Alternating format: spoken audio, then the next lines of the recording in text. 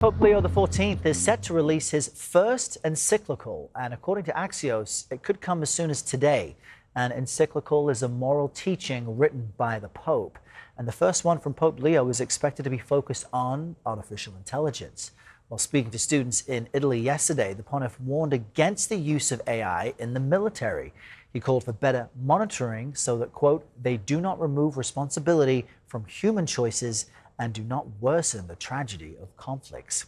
Candida Moss is a CBS News contributor, and she's here with us now in studio to explain what this all means. Candida, good morning to you. Always great to have you here. Thanks for having me. What then can we expect from this encyclical, and why would it be significant if it's primarily focused on AI?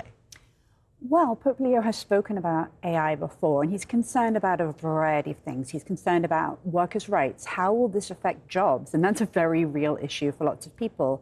He's concerned that AI would be used to concentrate wealth and power in the hands of a few people. And these are things he's spoken about before.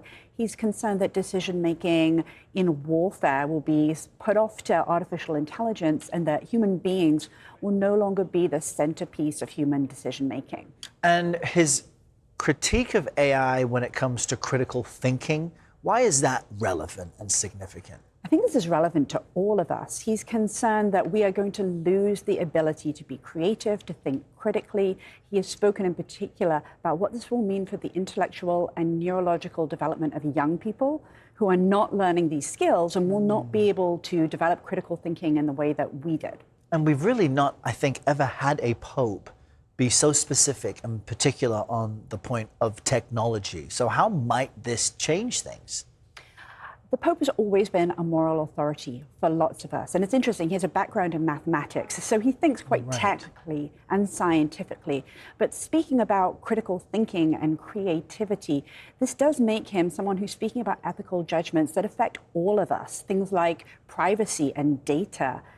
These are things that he has spoken about, and this is not just about Catholics. And because he is American, although he had moved to a new nation, many were wondering if he would be more pro-America, whatever that means, and get along well with the current U.S. administration, where in fact he's been much more critical of this sitting president and the U.S. leadership. How might that match what he's saying about AI? I think Pope Leo sees himself as a pope for the whole world. And what he's concerned about with AI and how this relates to his relationship to the American government is how will this impact people down the line of infrastructure and jobs? How will people in other countries lose out because of these new technological advancements?